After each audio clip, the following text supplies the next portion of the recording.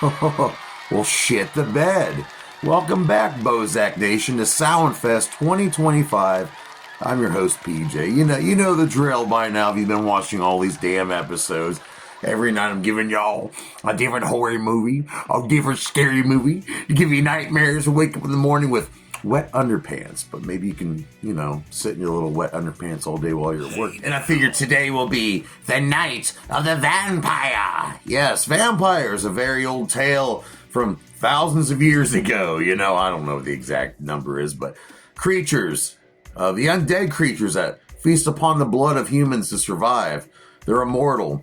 They're super strong. They're super fast. Sometimes they can turn into bats or walk through walls. They can hypnotize people. And they can turn other people into vampires. They control the other people they bite. I fucking love vampires. We're talking about Bela Lugosi, the first original Dracula, Christopher Lee. I fucking love Fright Night. I love vampire movies. I could go on all night about vampires. But tonight we're going to talk about, from 2024, Abigail. Yeah, Abigail. It's a great movie. It's a great vampire movie.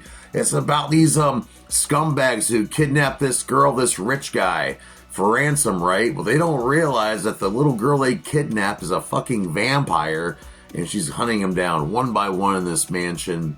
It's a great movie. I like it a little better each time I watch it, but let's get into the statistics here.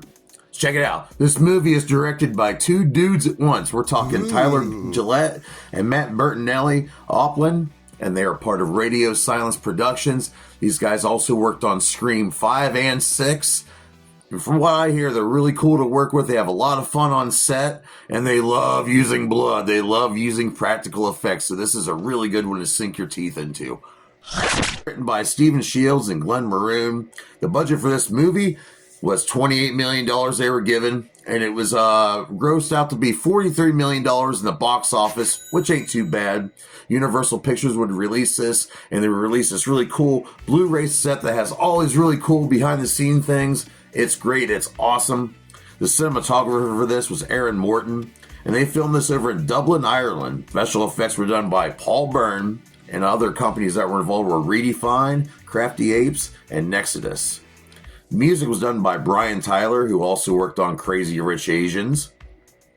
And we have really good stunt work by Jacobus Nagis and some prosthetics. These prosthetics look great. We're talking Matt Smith with the prosthetics.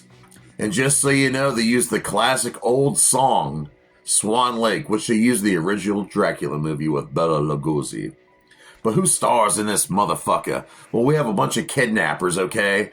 Now, I know this movie, these characters are really good. They have some really good dialogue and stuff. You end up liking some of these people. But remember, they're kidnappers. They are not good people.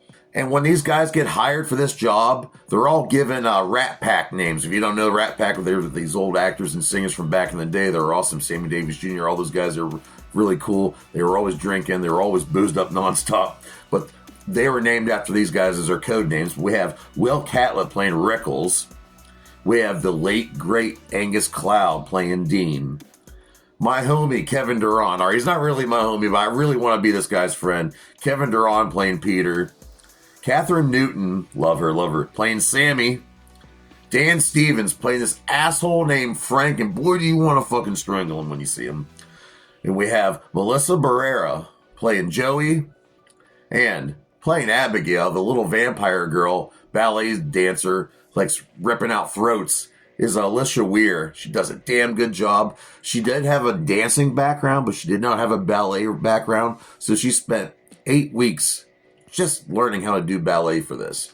It's got some great stuff. The gore alone is just worth this movie. The explosions of blood, the biting of necks, the stabbings, it's all just really good shit. Like I said, when I first watched it, I thought, yeah, this is okay. Watched it again, I'm like, wow, this is actually pretty damn good. You'll love the characters, even though you should hate them. And also, you're going to love the fact that Giancarlo Esposito's in this. He plays a guy named Lambert. He works for Abigail. And he pretty much just plays himself in it. But he's always a great actor, too. But his little contribution is just a little added extra. But it looks like they had a damn good time filming this. I mean, these guys, look at all these smiles. Really good times. In fact, that they are all covered in blood most of the time. And I believe they used 30,000 liters of blood in this movie alone. That's insane. But it's a good movie. I recommend you go out and see it. It's on Peacock right now. But what do I rate Abigail? The story of a kidnapped vampire girl who bites the necks of all these motherfuckers. I'm going to give it a 3.5 out of 5 dog dicks. That's a good rating. There ain't nothing wrong with that. Oh, well, we're going to keep the heads rolling. Soundfest ain't over until the 31st. So I will see you here tomorrow night. Until then, feed your bills, pay your kids. But Soundfest is not over yet. We still got like 10 days left. I don't know. I filmed all these ahead of time, so I don't know what day it is right now. But yeah, join me here tomorrow night. We're going to keep it going. So feed your kids, pay your bills, take care of your mind, ignore the negativity, and happy Halloween, motherfucker. Okay? I got him. Sammy, those are fucking onions.